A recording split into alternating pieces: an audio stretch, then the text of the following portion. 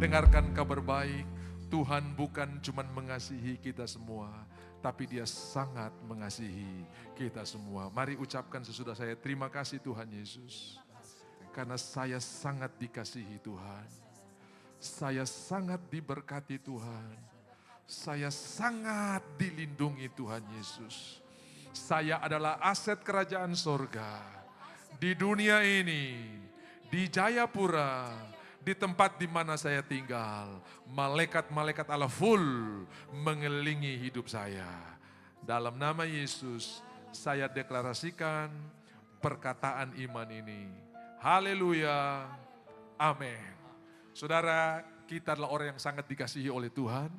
Bukan cuma mengasihi tapi sangat dikasihi. Ucapkan ini berulang-ulang dalam hidup kita. Dan bukti yang ada di tangan kita adalah roti dan anggur. Dia sangat mengasihi kita semua. Mari kita ambil roti dan anggur. Karena setiap kali kita merayakan Natal, juru selamat diberikan. Dan setiap kali kita perjamuan kudus, pembayaran dilakukan. Jadi tidak ada yang tidak dibayar, semua sudah lunas dibayar. Dan saya akan bacakan Yohanes pasalnya yang ke-6. Roti kehidupan. Ketika mulai dari ayatnya yang ke-25, ketika orang banyak menemukan Yesus di seberang laut itu, mereka berkata kepadanya, Rabi, kapan engkau tiba di sini? Saya baca dalam TB2. Yesus menjawab mereka, sesungguhnya aku berkata kepadamu, kamu mencari aku bukan karena kamu telah melihat tanda-tanda, melainkan karena kamu telah makan roti itu dan kenyang. Hari ini kita cari Tuhan karena berkat-Nya, hari ini kita cari Tuhan karena pribadinya yang begitu mengasihi, bukan karena tanda-tanda saja atau bukan karena berkat-Nya, tapi karena pemberi berkat. Bekerjalah bukan untuk makanan yang akan binasa, melainkan untuk makanan yang bertahan sampai kepada hidup yang kekal, yang akan diberikan anak manusia kepadamu, sebab dialah yang telah dimeteraikan Allah Bapa. Dan sebentar sesudah dia mengucapkan ini, dia memberikan tubuhnya, memberikan darahnya, mencurahkan darahnya yang membawa kita sampai kepada kekekalan. Makanan yang bertahan sampai kepada hidup yang kekal. Yang percaya katakan amin. Semua yang ada di tangan kita inilah makanan yang bertahan sampai pada hidup yang kekal. Lalu kata mereka kepadanya, apakah yang harus kami perbuat supaya kami mengerjakan pekerjaan-pekerjaan yang dikehendaki Allah? Jawab Yesus kepada mereka, inilah pekerjaan yang dikehendaki Allah, yaitu hendaklah kamu percaya kepada Dia yang telah diutus Allah.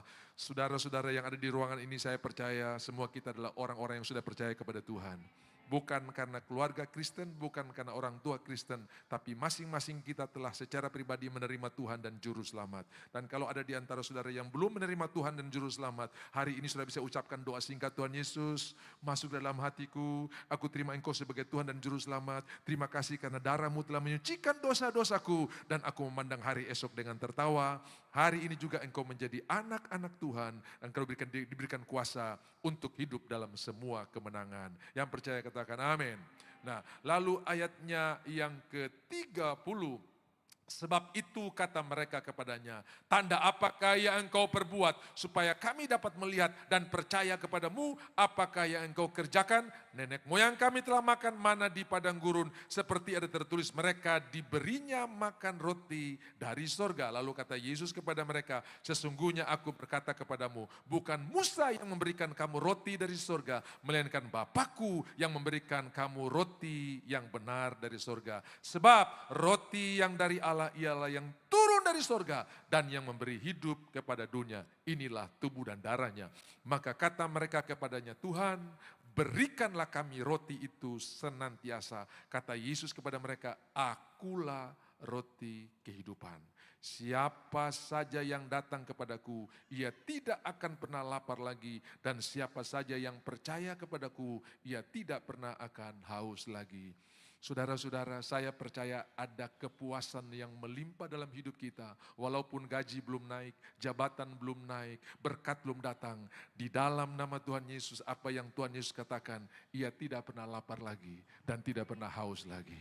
Saudara yang tadinya berjuang supaya bisa dapat barang itu, sekarang Tuhan sudah rubah hati saudara penuh dengan kepuasan sampai barang itu tidak lagi bernilai. Yang ada hati saudara jauh lebih bernilai. Tuhan tidak selalu merubah keadaan, tapi Tuhan bisa merubah hati kita sehingga hati kita penuh dengan kepuasan dan sukacita. Yang setuju katakan amin. Tetapi aku telah berkata kepada kamu, sungguh kamu telah melihat aku, kamu tidak percaya. Semua kita hari ini percaya. Saudara-saudara, saya mau beritahu buat saudara hari ini, apa yang ditolak oleh orang Israel, dia datang kepada miliknya tapi mereka menolak. Hari ini diterima oleh bangsa-bangsa dan Tuhan sementara membuat mereka cemburu. Setiap kali kita pergi ke Israel mereka bertanya, bagaimana sih kamu bisa diberkati begitu? Bagaimana sih kamu bisa datang dan kasih tip buat kita, kasih gaji buat kita? Tuhan sementara buat mereka cemburu bahwa apa yang mereka tolak sekarang kita ambil. Dan itulah yang Tuhan sementara kerjakan. Jangan tolak Tuhan karena kita pasti akan menikmati berkat yang luar biasa. Saudara, ini roti ya, sebab akulah roti yang turun dari sorga. Mari kita ambil roti. Saya berdoa hari ini, berkat-berkat terbaik Tuhan berikan. Yang pertama, mata saudara terbuka. Tadi melihat kegagalan, sekarang melihat kemenangan. Tadi melihat penyakit, sekarang melihat kesembuhan. Tadi melihat pergumulan, sekarang melihat jawaban. Tuhan membuka mata kedua orang yang turun dari Yerusalem ke Emmaus sesudah dia menyampaikan firman dan memecahkan roti. Dan bukan cuma mata yang terbuka, ada kekuatan yang diberikan sehingga mereka menanjak ke gunung 7 mil ke Yerusalem. Tidak ada yang lemah, tidak ada yang sakit. Tuhan menyembuhkan tubuh mereka. Tadinya mereka kecewa turun, sekarang mereka dipulihkan, mereka naik. Saya percaya hari ini semua kita bukan turun tapi naik. Engkau bukan ekor tapi kepala, karena Tuhan yang berjanji setia. Tuhan, obah roti di tangan kami menjadi daging-Mu. Saudara-saudara kami yang menyaksikan dari Oksibil, saudara-saudara kami yang menyaksikan lewat live streaming, juga menikmati berkat yang sama. Jarak bukan masalah, Tuhan sanggup memberkati orang-orang ini. Dalam nama Tuhan Yesus, Dia mengambil roti, memecah-mecahkannya, dan berkata, inilah tubuhku yang diserahkan bagi kamu. Ia mengucap syukur dan berkata, inilah tubuhku yang diserahkan bagi kamu. Perbuatlah ini setiap kali kau melakukannya, kamu mengingat akan aku. Saudara, hidupmu tidak terpecah lagi. Pikiran perasaan tidak bertengkar lagi dengan jiwa saudara, dengan kehendak saudara. Yang berkata lain, tindakan lain. Saudara hari ini sudah jadi satu keutuhan. Karena Tuhan sudah dipecahkan, Dia ambil perpecahan dari kita. Dan Dia berikan keutuhan yang luar biasa. Percayakah saudara baru tentang kita persekutuan dengan tubuh Kristus? Mari makan dengan percaya dan terima kepuasan yang luar biasa. Dalam nama Yesus. Haleluya.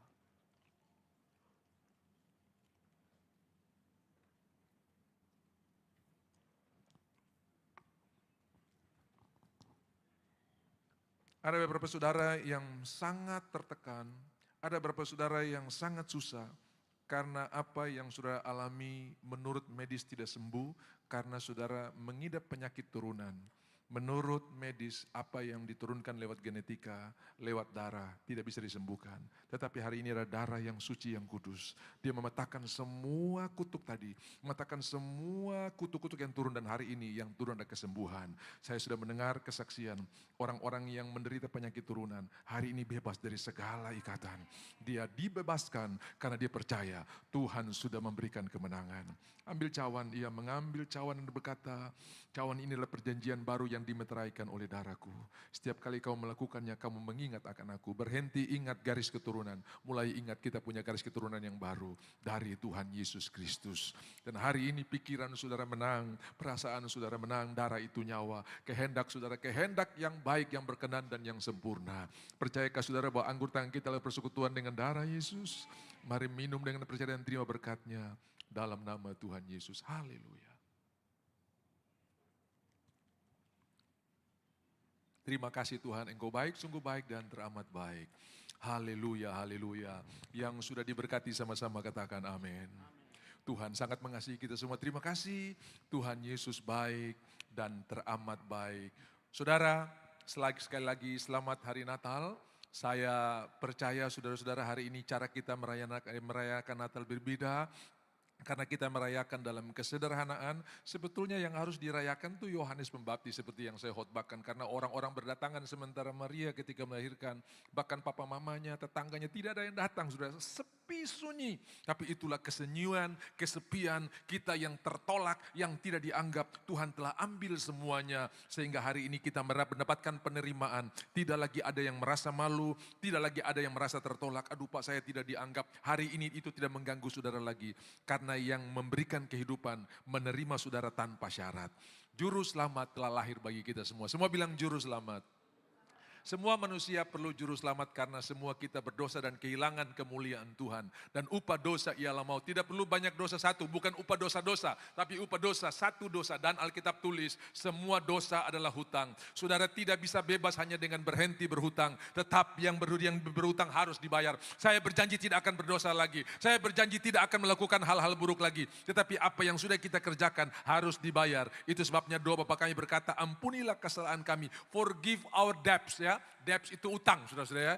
Jadi kesalahan itu dianggap utang. Forgive our debt. Pernah dengar debts collector, ya, penagih hutang. Jadi semua hutang harus dibayar. Saudara-saudara, semua kita ini dulu kehilangan kemuliaan Tuhan. Semua kita ini dulu semua orang jahat. Cuman bedanya kita dengan dunia. Saya dan saudara punya juru selamat. Yang lain tidak punya juru selamat. Haleluya. Karena kita punya juru selamat, semua sudah bebas. Nah kalau semua sudah selesai, tidak ada yang kita susahkan. Mulai tertawa akan hari esok. Kenapa? Karena Tuhan sudah mendahului kita di setiap langkah kita. Saya pernah cerita ini buat saudara ketika pergi beberapa waktu yang lalu ke Israel di musim semi. Saudara-saudara, waktu itu saya melihat pemandangan yang tidak biasa karena hampir sering saya pergi di musim panas. Saudara-saudara, itu semua bukit-bukit yang tadinya coklat, gundul, tiba-tiba ada seperti karpet yang hijau, saudara-saudara, muncul rumput-rumput yang halus. Lalu saya menyaksikan dan saya melihat, baik saya melihat rumput maupun tidak lihat rumput, semua domba-domba di sana gemuk-gemuk. Apalagi waktu saya pergi ke Qumran, Qumran itu sangat tandus, tempat ditemukan gulungan-gulungan kitab suci. Tapi di sana juga ada gembala-gembala yang menggembalakan kawanan domba. Walaupun saya tidak melihat rumput, saya lihat ini domba-domba gemuk sekali. Saya tanya sama guide Israel, ini domba makan apa? Tak ada satupun rumput yang saya lihat. Dia bilang, Pak Pendeta, dengan mata yang terbatas ini kita tidak bisa melihat di balik bukit ini. Oh memangnya kenapa? Di balik bukit-bukit dan gunung-gunung ini ada padang rumput. Dan gembala sudah mendahului sebelum domba-domba ini merumput. Dia naik gunung turun lembah, naik gunung turun lembah. Dan ketika dia menemukan ada padang gurun, dia akan kasih patok atau tanda bahwa tempat ini sudah direservasi. Keesokannya hari atau beberapa hari kemudian dia akan menuntun domba-domba untuk pergi menikmati rumput yang hijau yang sudah dia temukan beberapa hari yang lalu. Tuhan kita, Tuhan yang sudah berjalan di tahun 2026 sebelum saudara sampai ke sana. Karena dia yang menciptakan waktu, dia tidak perlu berjalan dengan waktu dan dia sudah mendahului dan dia bukan pergi cuma mendahului, tapi dia sudah reservasi berkat buat saya dan saudara. Yang setuju katakan amin. Mulai hari ini jangan khawatir ya. Karena dari pihak Tuhan mengalir, dari pihak kita kadang-kadang tidak kita terima karena kekhawatiran. Khawatir itu menahan berkat Tuhan. Dari pihak Tuhan tetap mengalir. Tapi dari pihak kita harus tetap percaya. Setuju katakan amin. Nah, saudara-saudara yang dikasihi oleh Tuhan, jadi waktu Tuhan bangkit, dia berkata kepada murid-murid, kasih tahu sama Petrus, aku mendahului dia ke Galilea. Petrus harus berjalan ikut kronos, ikut waktu. Tuhan tidak perlu pakai kronos. Sebelum Petrus sampai di Galilea, Tuhan sudah ada di sana. Dan dia sudah siapkan roti dan ikan. Bahkan sebelum mereka menangkap ikan, Tuhan sudah siapkan berkat buat mereka. Kan tanya, adakah lauk padamu? Tidak ada. Ya, sudah bisa baca itu di dalam Yohanes, adalah tidak ada. Dan Tuhan sudah siapkan, bukan lauk yang mereka tangkap, tapi lauk yang Tuhan siapkan. Artinya, dia mendahului kita di Januari, dia mendahului di Februari, dan dia siapkan sesuatu buat saya dan saudara. Bukan saudara yang kasih untuk Tuhan bakar, tapi Tuhan yang siapkan untuk saudara makan. Bisa bilang amin? Jadi kita hidup tak perlu takut, tak perlu khawatir, karena gembala baik sudah mendahului kita di setiap langkah kita. Coba F, ya ini lagu lama nih. Haleluya, yang tahu sama-sama nyanyi. Oh gembala, ku itu Tuhanku, membuat aku tentram hening, mengalir dalam sungai kasih-Mu. masa damai terlambat.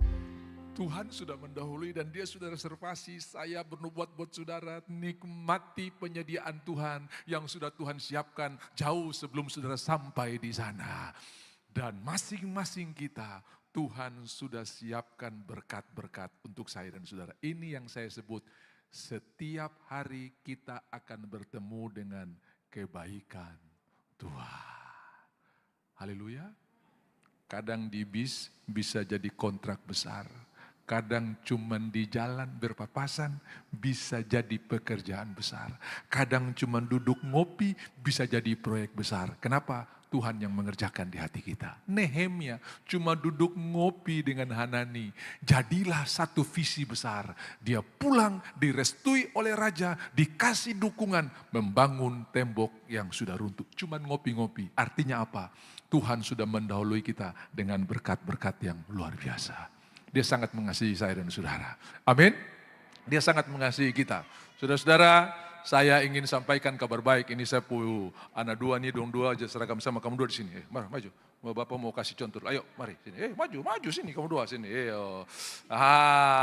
Hari ini kau disorting dulu sini. Nah, puji Tuhan. Ini sudah saya berikan ilustrasi buat saudara biar saudara mengerti bahwa bagaimana semua kita harus hidup dalam ketenangan karena Tuhan sangat mengasihi kita dan tanpa upaya kita sudah dibebaskan dari segala dosa. Kalau saudara baca kitab Imamat, saya mau kasih tahu buat saudara yang susah tidur, nanti coba saudara praktek baca Matius 1 silsilah Yesus. Inilah silsilah Yesus, anak Daud, anak Abraham. Abraham pernahkan Ishak, Ishak pernahkan Yakub, Yakub pernahkan Yehuda. Yehuda langsung kau tertidur. Itu bukti bahwa Alkitab memberikan ketenangan. Tapi tolong jangan di sini, sudah nanti di rumah, saudara-saudara ya. Haleluya. Hari-hari ini orang susah tidur karena tagihan terlalu banyak. Jatuh tempo dan jatuh cinta itu beda tipis, saudara-saudara ya.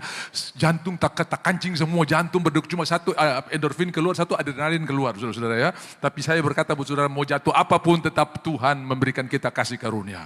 Dia sangat mengasihi kita. Nah, saudara bisa lihat di sini di dalam perjanjian lama ketika Yohanes, ini bukan perjanjian, ketika Yohanes melihat Yesus dia berkata, inilah anak domba Allah yang menghapus dosa isi dunia ini.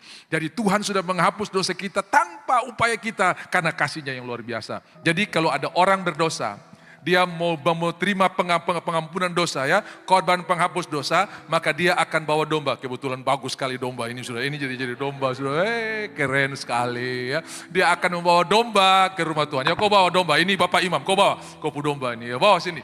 Oke bawa, ini orang berdosa, ini domba yang akan dikorbankan. Nah begitu sampai di imam, imam tidak memeriksa orang berdosa, tapi memeriksa domba. Kau ada salah apa? Kau periksa hati ya? Kau ini kalau tidak bertobat Tuhan marah kau. Bukan orang berdosa yang diperiksa, tapi dombanya yang diperiksa.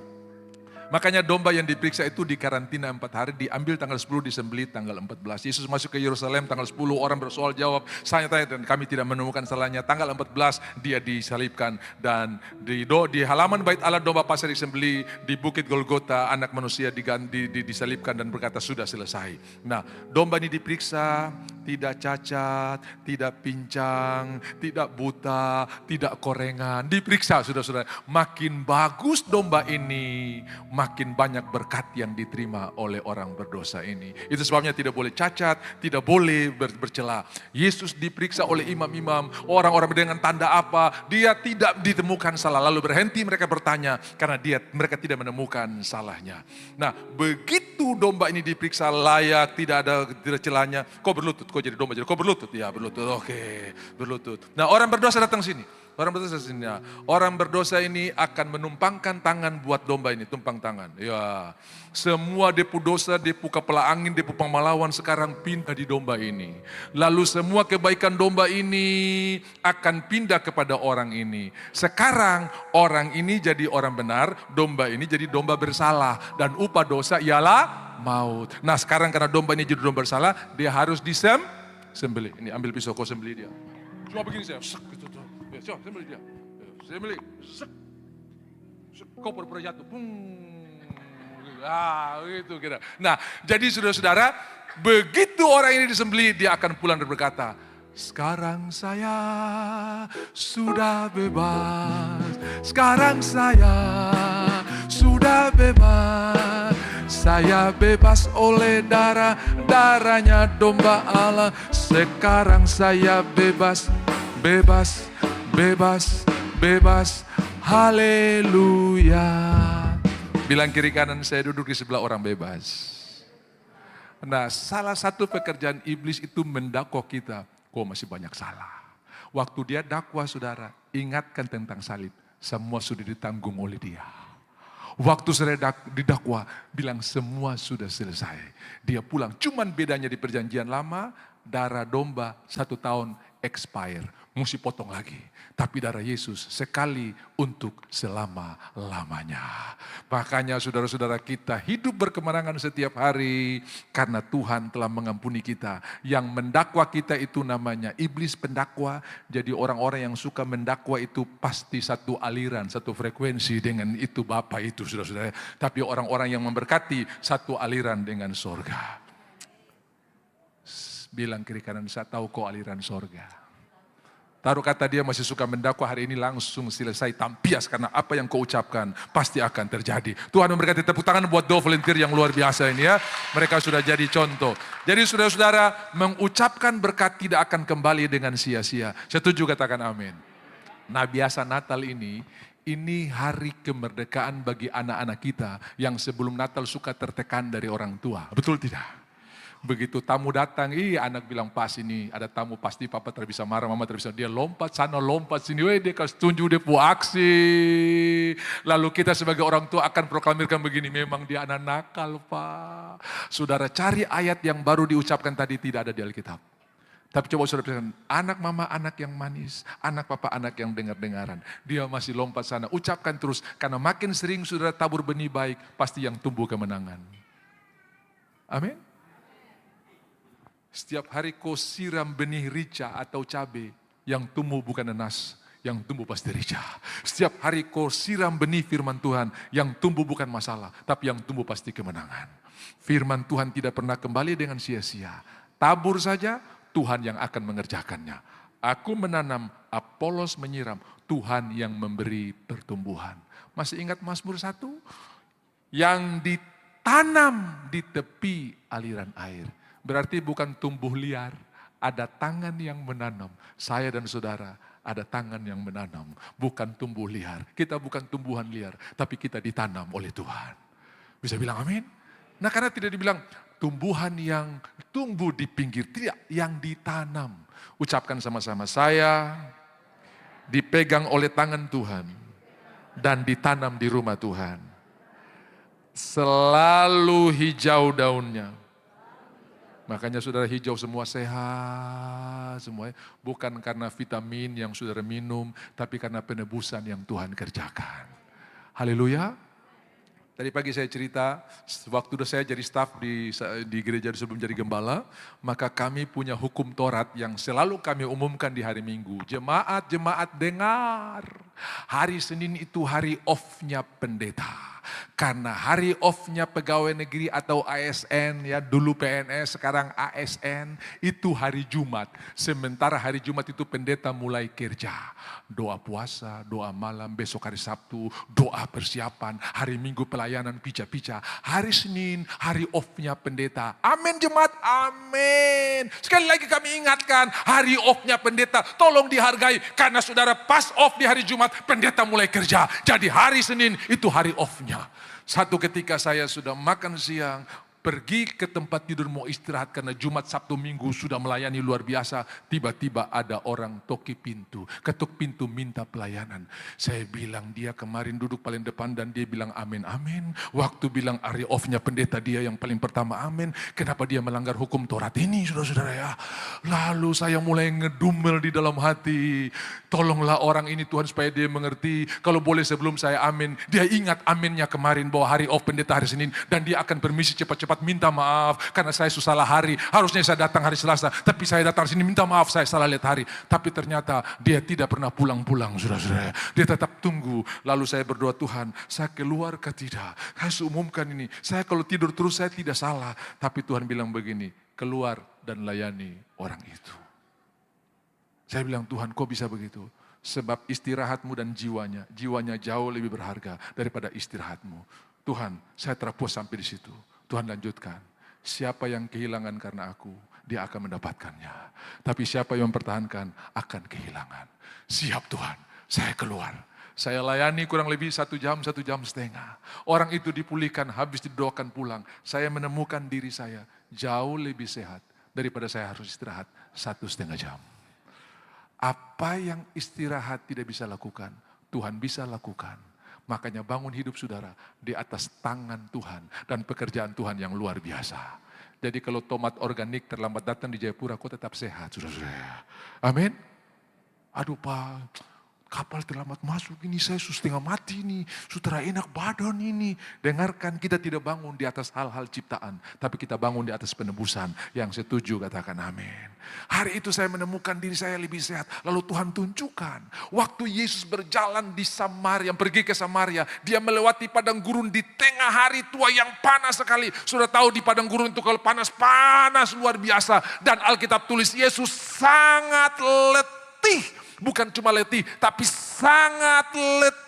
Saudara-saudara, lalu murid-murid pergi ke kota beli makanan. Datang perempuan Samaria, timba air, cuci muka, siang hari bolong. Karena dia sudah bosan dengan orang-orang. Dia udah malas ketemu orang. Pasti mereka bicara saya, pasti mereka ngomongin saya. Dia orang yang terasingkan, bukan cuma marginal, sangat-sangat marginal. Makanya kalau boleh gak ketemu orang, saudara-saudara. Tapi hari itu dia disembuhkan oleh Tuhan. Tuhan layani dia, dan dalam 1 hari pengenalannya akan Tuhan bertumbuh dari Tuhan, nyata engkau seorang nabi, lalu Tuhan, dan terakhir Mesias. Mungkinkah dia Mesias? Dalam 1 hari dia kenal itu. Pertama, Tuhan engkau tidak punya timba, nyata engkau seorang nabi. Tuhan berilah aku air itu, nyata engkau adalah Mesias. Dalam 1 hari dia langsung terima Mesias.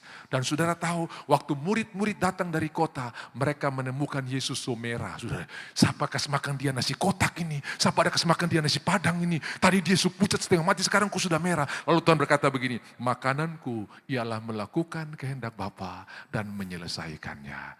Yang setuju katakan amin. Saya berdoa dalam nama Tuhan Yesus. Setiap kali saudara beribadah, penyakit dilalukan, air diberkati, makanan diberkati. Biar cuma nasi tambah nasi campur nasi. Kalau diberkati oleh Tuhan, sehat luar biasa.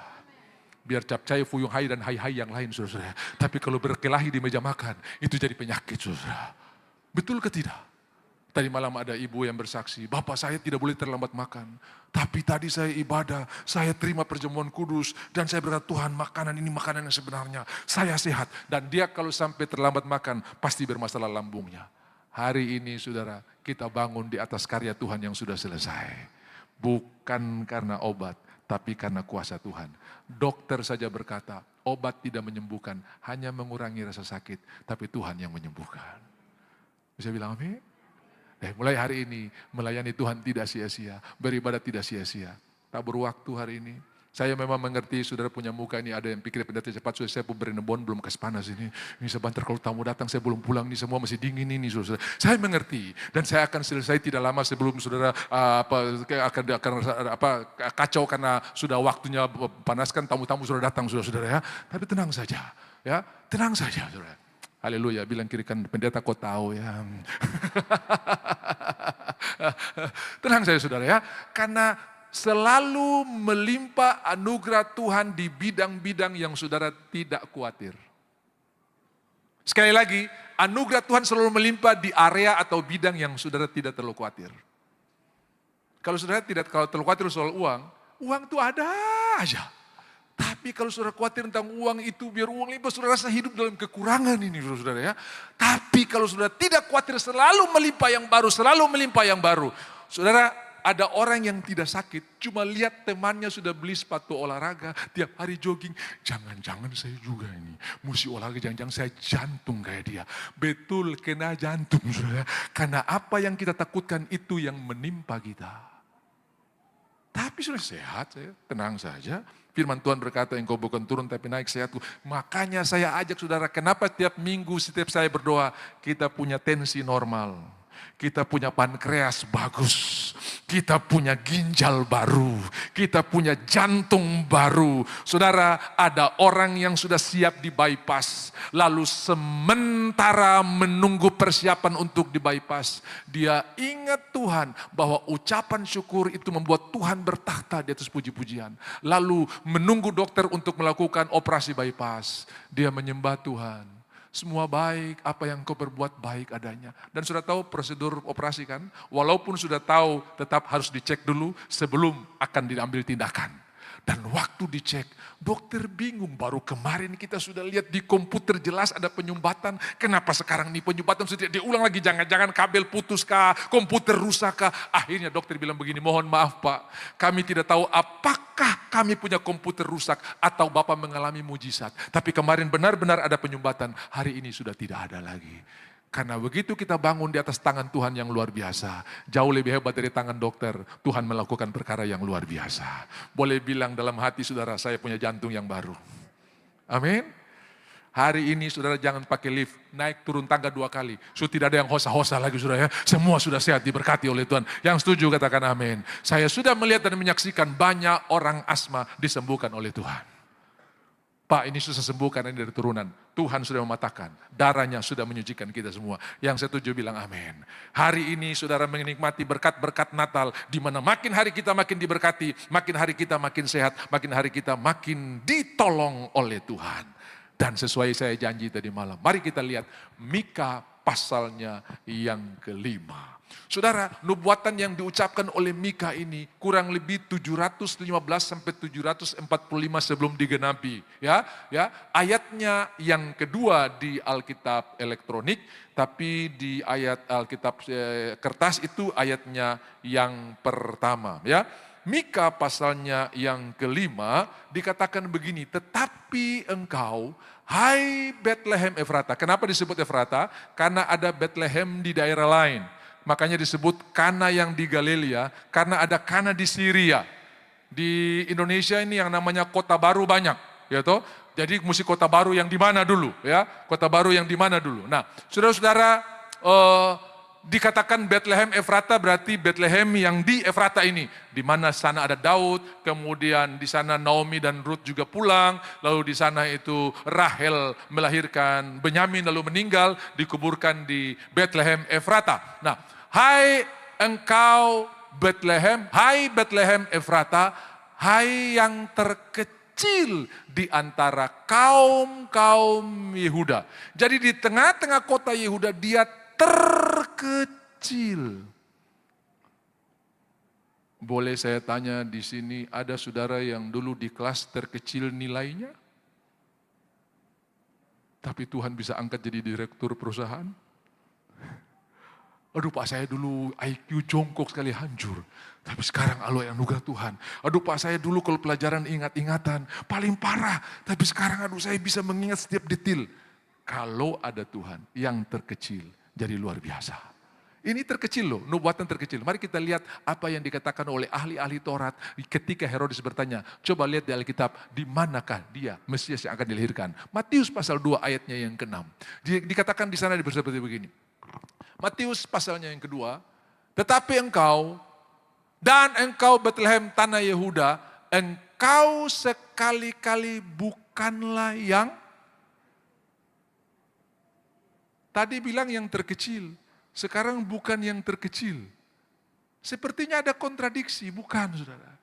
Waktu Mika menulis betul-betul secara geografis, ini kota paling kecil. Dan sampai hari ini pun luasnya tidak bertambah, tanahnya tidak bertambah. Kalau Singapura itu satu-satunya negara yang luas tanahnya bertambah terus.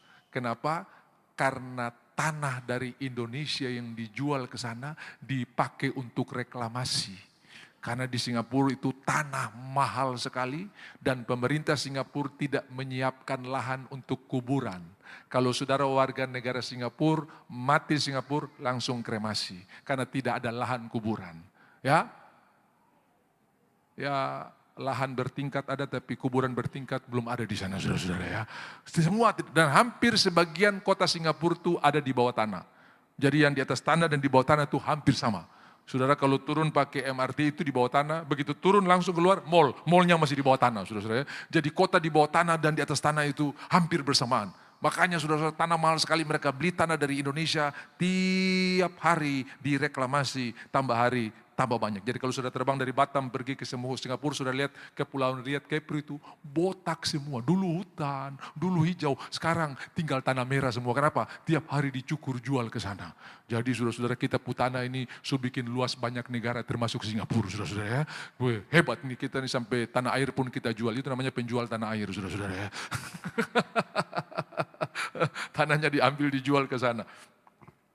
Jadi luas wilayahnya tidak bertambah, tetap sama, Bethlehem tetap sama. Tetapi kapasitas terkenalnya Bethlehem menjadi besar bukan karena dia kota kecil secara geografis, tetapi dia kota yang terkenal. Kenapa? Ada juru selamat yang lahir di sana. Dengarkan kabar baik. Bukan Bethlehem yang membesarkan Yesus, tapi Yesus yang membesarkan Bethlehem. Amin. Saya mau kasih kecil sekali skopnya. Bukan kantor saudara yang membesarkan saudara, tapi saudara yang membesarkan kantor saudara. Karena ada Yesus bersama-sama saudara. Saya ingat salah satu anak Tuhan, ditempatkan di salah satu instansi yang jauh sekali.